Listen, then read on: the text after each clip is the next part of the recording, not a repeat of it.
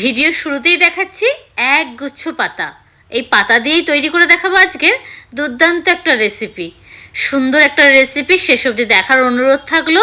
যাদের জ্বরের মুখে একদম রুচি চলে যায় তাদের এই রান্নাটা কিন্তু অনবদ্য হবে, মুখের রুচি তো ফিরিয়ে আনবেই, তার সঙ্গে সঙ্গে ভাতটাও কিন্তু শেষ করে দেবে সেই সব মানুষরা যাদের একটু অসুস্থতে মুখের রুচি চলে গেছে।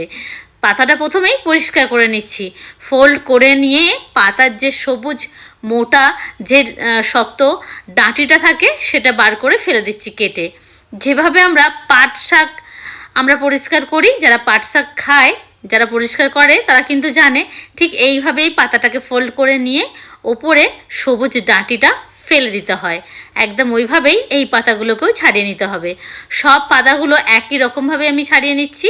তোমরা এই পাতার নাম জানো? জানলে আমাকে কমেন্ট করে জানাও কিন্তু। এবার পাতাগুলোকে একটু ভিজিয়ে রাখি ওই 1 থেকে 2 মিনিট। চলো ততক্ষণে একটা সুন্দর এখানে প্রিপারেশন তৈরি করে দিই। নিয়েছি আমি সর্ষের তেল, কড়ার মধ্যে দিয়ে দিলাম। এবার দিচ্ছি গয়না বড়ি। কি সুন্দর দেখতে না বড়িগুলো! এই বড়িগুলো আমাকে আমার এক ভাই দিয়েছে। প্রতিবারই ও যখন দেশের বাড়ি থেকে ব্যাঙ্গালোরে ফেরে আমার জন্য ওর মা কিছু না কিছু দিয়ে দেয়। বৌদিকে দিয়ে দিবি এটা বলে, মানে আমাকে দিয়ে দেওয়ার কথা বলে। গয়না বড়িগুলো গোল্ডেন ব্রাউন করে সর্ষের তেলে ভেজে নিলাম। তোমাদের কাছে যদি গয়না বড়ি না থাকে তাহলে যে কোনো বড়ি তোমরা ভেজে নিতে পারো গোল্ডেন ব্রাউন করে তেলে। এবার বড়ির ভাজা তো পালা শেষ। এবার আমি চলো পাতাগুলো বেটে নিচ্ছি একটা মিক্সার জার, যার মধ্যে দিয়ে দিলাম 4টে কাঁচা লঙ্কা। তবে স্বাদের পরিমাণটা তোমাদের টেস্ট অনুযায়ী কম বেশি করে নিতে হবে। এবার এই 10 থেকে 12 কোয়া রসুন দিয়ে দিলাম। পাতাগুলো দিয়ে পেস্ট করে নেব। পাতাগুলো পেস্ট করে নেওয়ার সময় কিন্তু জলের পরিমাণটা খেয়াল রেখো, অতিরিক্ত জল দিয়ে দেবে না, তাহলে কিন্তু পাতলা হয়ে যাবে আর সেটা শুকাতে অনেকটা সময় লেগে যাবে। পাতাগুলো দেখো একদম ফাইন পেস্ট করে নিয়েছি। কি সুন্দর লাগছে না দেখতে? তোমাদেরকে একটা প্রশ্ন করি, এই পাতাগুলো কি পাতার মতো দেখতে বলো তো? ঝটপট কমেন্ট করো তো। কি পান পাতার মতো না? হ্যাঁ, আমার মা যখন এই পাতা আনতে দিত আমি না পান পাতার সঙ্গে আর এই পাতা একদম গুলিয়ে ফেলতাম। কারণ আমার এক পিসির বাড়িতে ছিল, পান পাতাও থাকতো পাশে চাষ করা, আর আমি বুঝতেই পারতাম না কোনটা এই পাতা আর কোনটা পান পাতা। চলো এবার রান্নাটা শুরু করি। দিয়েছি সর্ষের তেল আর দিয়েছি অল্প একটুখানি কালো জিরে, শুকনো লঙ্কা আর পোস্ত, 1/2 চামচ পোস্ত দিয়ে দিয়েছি।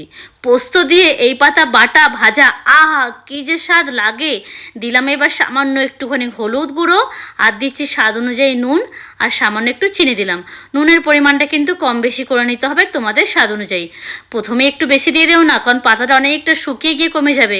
বেশি দিয়ে দিলে কিন্তু তখন আবার নুনটা বেশি হয়ে যাবে আর খাওয়া তো সেই মজা লাগবে না।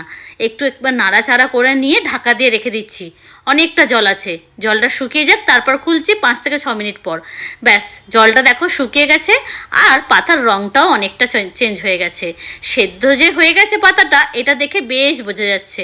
পাতা ভাজাটা একদম রেডি। একটু নাড়াচাড়া করে নেওয়ার পর তারপর দিয়ে দিচ্ছি বড়ি ভাজা, একটু হাতের সাহায্যে ভেঙে গুঁড়ো করে দিয়ে দিচ্ছি।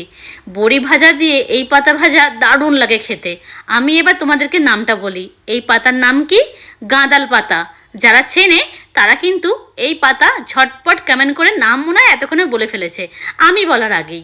ব্যাস, নাড়াচাড়া করে নিয়ে একটু ভাজা ভাজা করে ফেললাম, একদম রেডি। চলো এবার একটা প্লেটের মধ্যে নিয়ে নিই। আর নিয়েছি আমি মাটির প্লেটে। কি সুন্দর দেখতে লাগছে না? বাকি বড়িগুলো একটু সাজিয়ে দিয়েছি।